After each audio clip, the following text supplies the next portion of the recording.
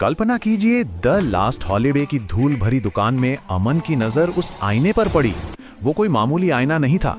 उसकी लकड़ी की नक्काशी में बनी आंखें जैसे उसे घूर रही थीं, और उसका धुंधला कांच मानो किसी दूसरी दुनिया का दरवाजा हो। दुकानदार ने उसे लूशिया का आईना कहकर चेताया भी, पर अमन ने उसकी बातों को बस एक कहानी समझकर टाल दिया। उसे क्या पता था कि वो कोई आईना नहीं, बल्कि एक आत्मा का घर खरीद रहा था। आईना घर आया और उसके साथ आया खौफ। पहले दिन सिरदर्द, फिर एक अजीब सी रूह कंपा देने वाली ठंड।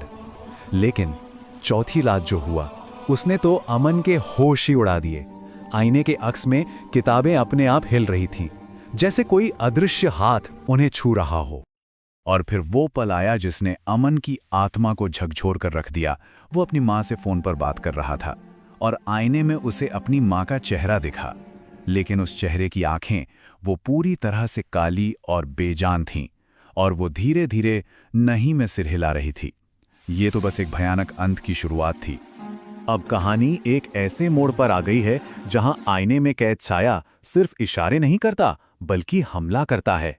एक ऐसा हमला जो जिस्म और रूह दोनों को छलनी कर देगा। जब अमन का दोस्त रवि घर आया तो उसे कमरे में एक अजीब सी गंध आई, सड़े हुए फूलों की।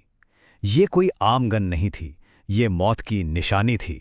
मतलब वे कमरे में अकेले नहीं थे। और फिर रवि ने आईने में देखा। उसकी आंखें डर से फटी की फटी रह गईं, क्योंकि आईने में उसका अक्स नहीं था, बल्कि एक लंबी काली औरत ठीक उसके पीछे खड़ी थी और उसे घूर रही थी।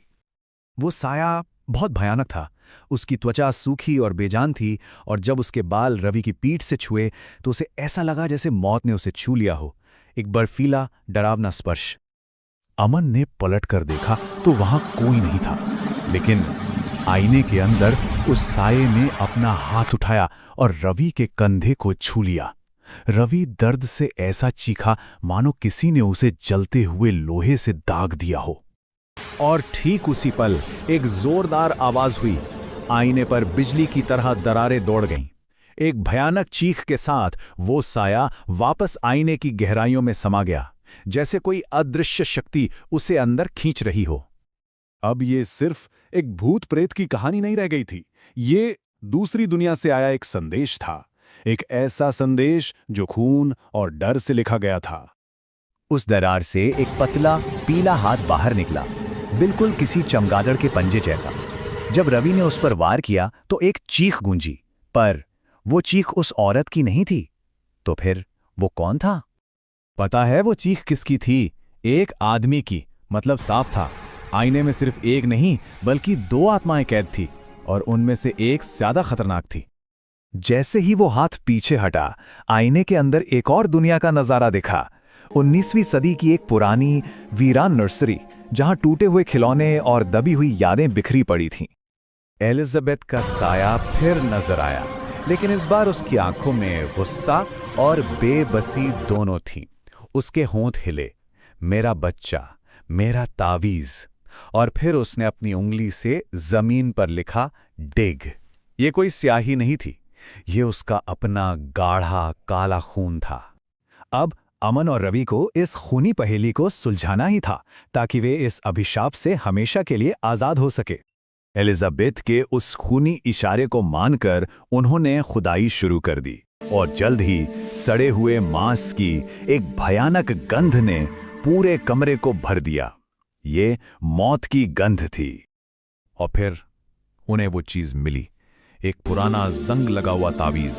यही वो चाबी थी जो इस पूरे राज का ताला हमेशा के लिए बंद कर सकती थी। जैसे ही तावीज खुला, एक धुंधली तस्वीर सामने आई, एलिजाबेथ और एक मुस्कुराता हुआ बच्चा। अब जाकर सारी कहानी साफ हुई।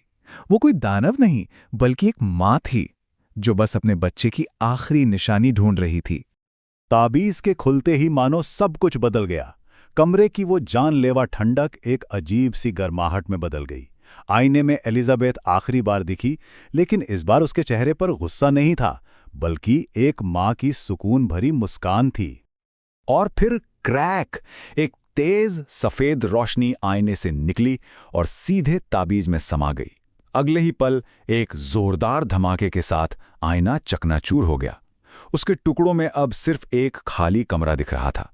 वो अभिशाप टूट चुका था।